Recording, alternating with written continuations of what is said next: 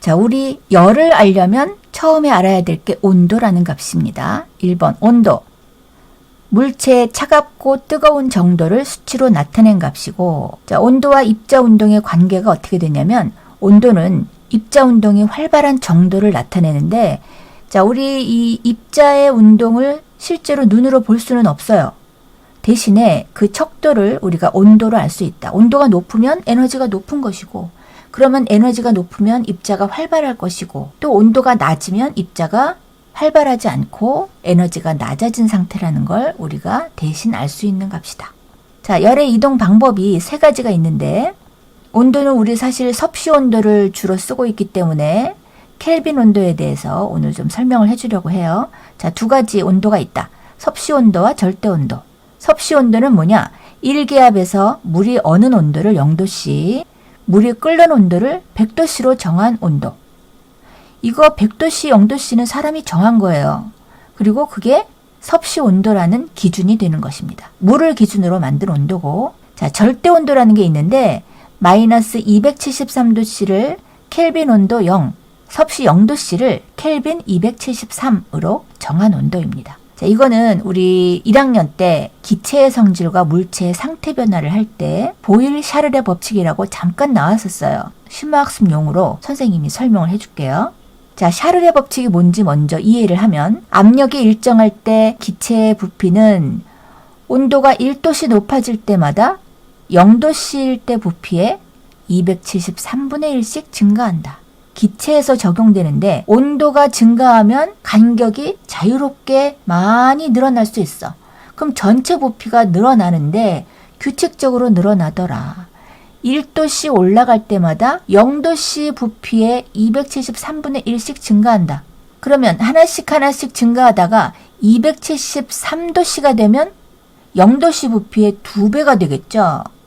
그럼 거꾸로 뜨거운 기체가 점점점 식으면 다시 원상태로 줄어드는데, 마이너스 273도씨가 되면 이제 부피가 반대로 줄어들어서 켈빈 온도 0은 이론상 부피가 0이 되는 온도지만 사실은 현실적으로는 그런 일은 없어요. 그러니까 온도가 떨어지면서 부피가 줄어들 때 이 원칙이 조금 달라지겠죠, 현실적으로. 자, 이렇게 화학적으로 실험할 때 기체의 부피와 관계되는 온도를 만들어낸 게 켈빈 온도라고 있지만, 우리 일상생활에서는 절대 온도보다는 섭씨 온도를 기준으로 많이 사용하죠. 자, 그러면 열과 온도의 관계를 알아봤는데, 자, 열을 이동시키는 방법에 세 가지가 있어. 전도, 대류, 복사. 근데 이거는 열을 받는 물질이 어떤 상태냐, 그 종류에 따라서 달라지는 거기 때문에 하나씩 전도, 대류, 복사를 따로따로 한번 살펴보겠습니다. 이제 크게 봐서 물질의 상태 세 가지를 입자의 형태로 그림을 그렸는데, 저거는 지금 순서가 뒤죽박죽 된 거예요. 저걸 한번 고체, 액체, 기체 순서대로 한번 골라보세요.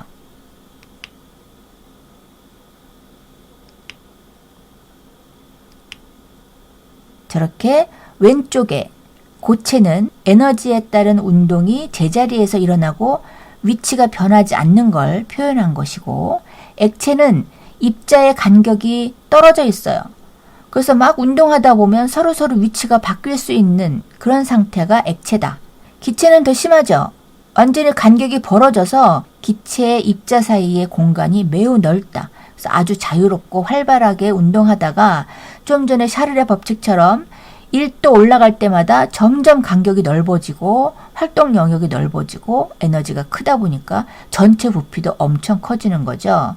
자, 이렇게 고체, 액체, 기체 상태에 따른 입자를 모양으로 나타내는데, 고체는 지금 좀 더 다닥다닥 붙어 있어야 되지만 제자리에서 운동하면서 또 에너지가 있으면 에너지 크기에 따라서 운동을 막 해요. 그래서 그걸 표현하느라고 저렇게 그림을 그려놨어요. 자, 이제 전도가 뭐냐? 고체에서 이웃한 입자들 사이에 충돌에 의해서 열이 전달된다. 자, 제자리에서 자리를 바꿀 수 없는 고체 입자 맞죠? 근데 걔가 제자리에서 막 운동을 하면 그 충돌이 옆에 있는 입자한테 전달이 되면서 에너지가 커질수록 계속 활발한 운동들이 옆으로 전달된다. 이게 고체의 열의 이동 방법이야. 그걸 전도라고 합니다. 자, 그림으로 표현하면 열을 주는 에너지원이 있어. 그럼 왼쪽에 있는 열을 직접 받은 입자부터 입자 운동이 활발해지고 그 옆에 있는 애가 그 충돌 에너지를 전달받아서 같이 활발하게 또 운동하게 되겠죠. 하지만 위치는 변하지 않고 제자리에서 영향을 준다. 자, 그럼 점점점 열 에너지원으로부터 먼 곳까지 전달이 됩니다. 자, 저렇게 입자 운동이 전달되면 더 멀리 있는 곳까지 차례차례로 활발해지고, 자, 말풍선 볼게요. 고체를 구성하는 입자는 위치를 바꿀 수 없고 제자리에서 운동이 활발해진다. 이렇게 전달되는 걸 전도라고 합니다. 자, 그래서 얘가 어떤 게 있냐면 뜨거운 국에 담가둔 숟가락이 뜨거워진다. 두 번째, 냄비는 금속으로 만들고 손잡이는 플라스틱으로 만든다. 손잡이까지 뜨거워지지 말라고. 자, 또 다른 예가 뭐냐면, 자, 그림을 보세요. 눈이 쌓인 추운 겨울에 야외에 이제 쉼터를 만드는데 의자를 어떤 걸로 만들면 좋을까? 자, 금속 의자는 내 열을 빨리 뺏어가. 너네도 알 거야. 운동장에 있는 그 철봉하고 철로 된 그네 아니면 시소의 손잡이 이런 것들은 겨울에 정말 너무 차가워서 만질 수가 없죠. 반대로 뜨거운 여름에는 너무 뜨겁죠. 즉 사람 몸에서 열을 뺏어가거나 사람 몸에 열을 빨리 전달하거나 하여튼 열을 굉장히 빨리빨리 전달하는 물질이야. 금속이. 반대로 나무는 그것들이 굉장히 좀 더뎌요.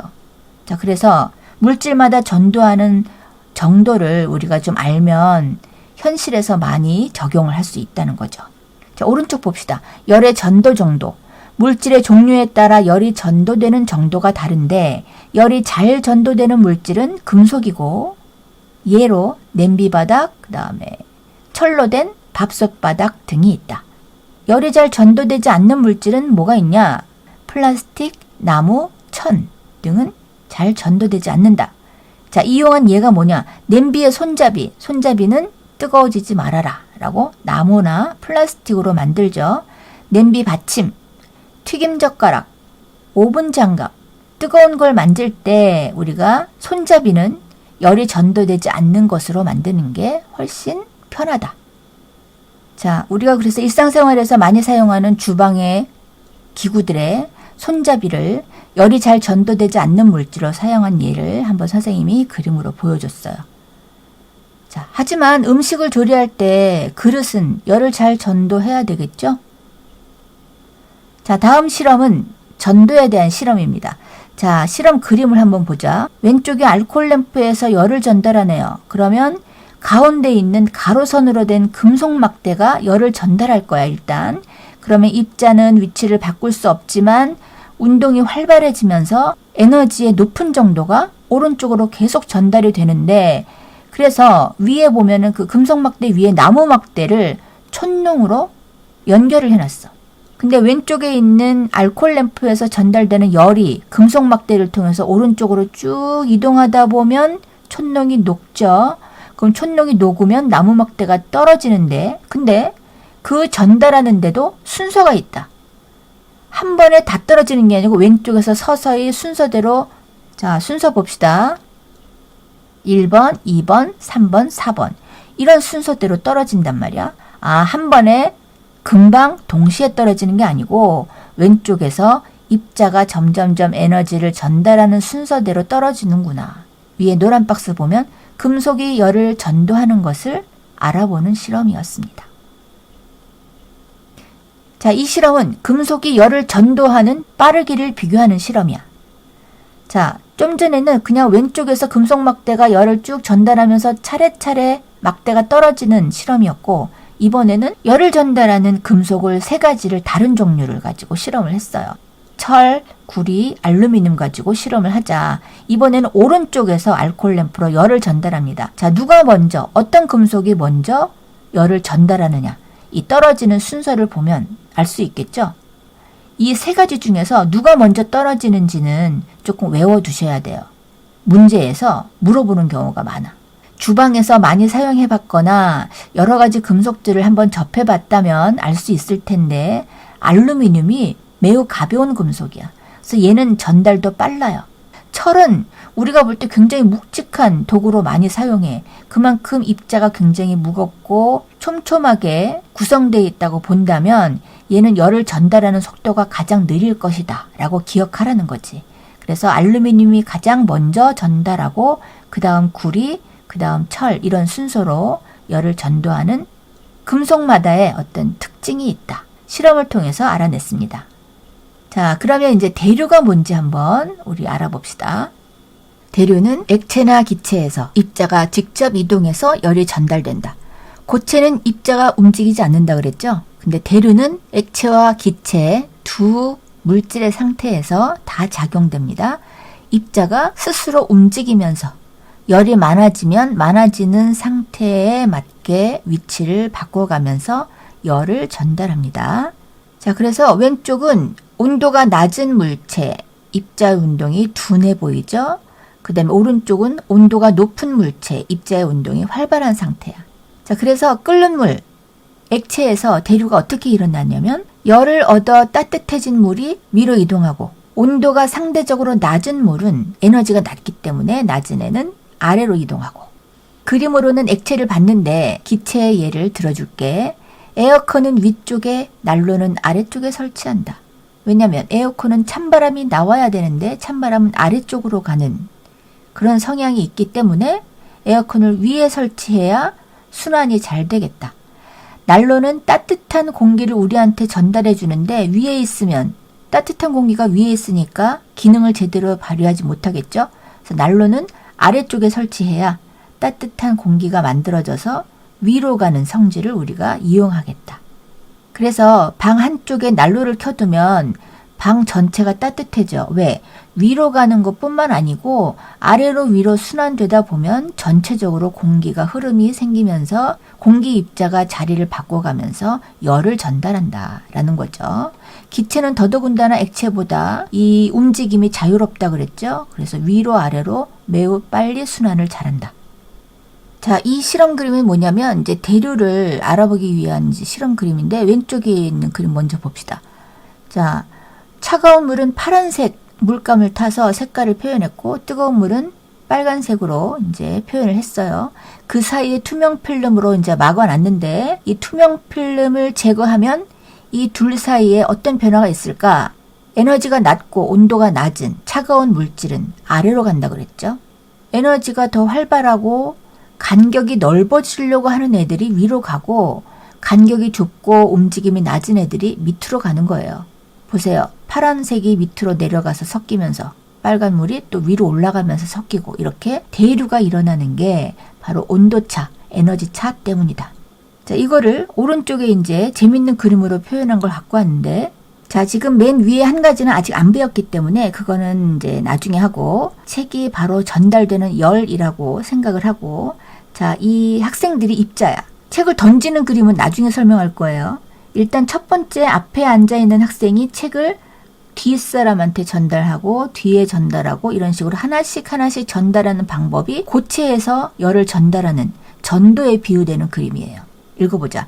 책을 이웃한 사람에게 전달하는데 화살표, 열이 차례로 전달되는 전도에 비유된다. 지금 차례차례 전달하는 바로 그 그림이야. 자, 지금 아래쪽 학생은 책을 직접 들고 가.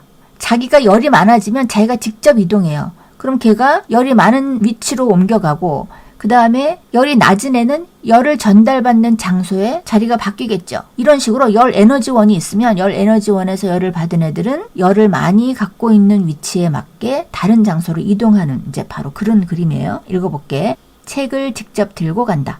화살표, 입자가 열을 직접 이동시키는 대류에 비유하는 그림이다. 자, 그러면 이제 하나가 우리가 안 배운 게 있는데 여기서 한번 설명합시다.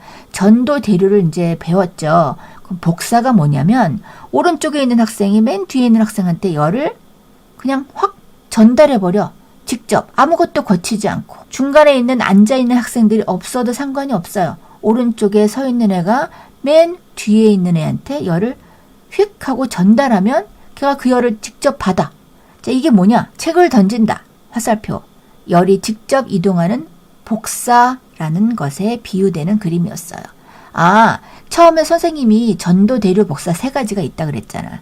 그래서 전도, 대류 배웠고 복사까지 지금 그림으로 이제 재밌게 표현을 했어요. 자, 우리 실력 문제 하나 해봅시다. 그림과 같이 물을 채운 시험관의 위쪽과 아래쪽에 얼음 조각을 넣고, 오른쪽 시험관 그림을 보니까 시험관에 얼음을 넣었는데 넣은 모양이 좀 다르다. 자, 그 다음에 또 읽어보면 얼음 조각을 넣고 시험관의 중간 부분을 가열하였다.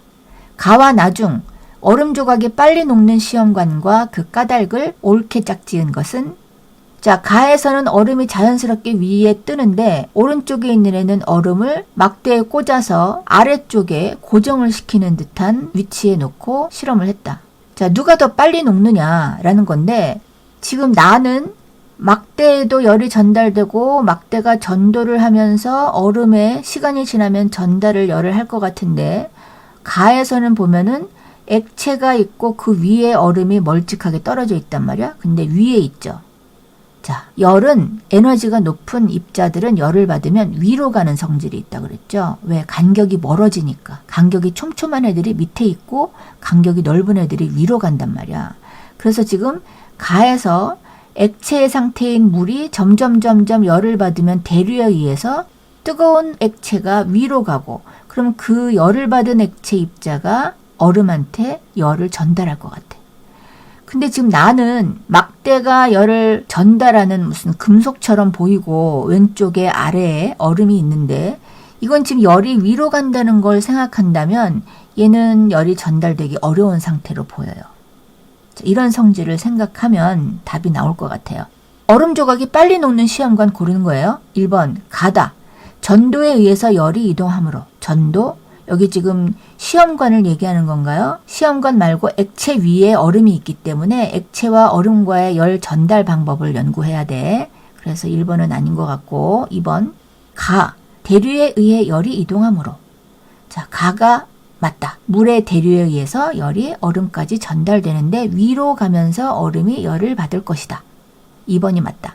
3번 나.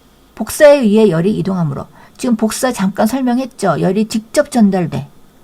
근데 지금 알코올 램프에 열이 데워줄 물질들이 많아요. 저기 막대기도 있고 안에 물도 가득 차 있는데 나에 있는 얼음만 빨리 복사열을 받아서 먼저 녹지는 않겠다. 3번은 아니다. 4번 나.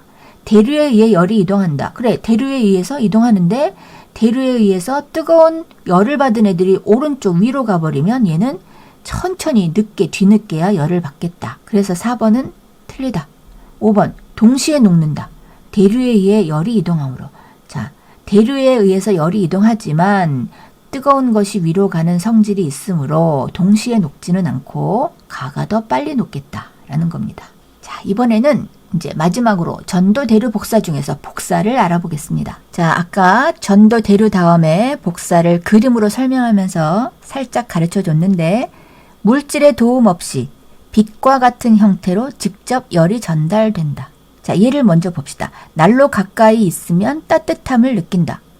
난로와 나 사이에 기체가 대류에 의해서 열을 전달하는 거 아닌가요?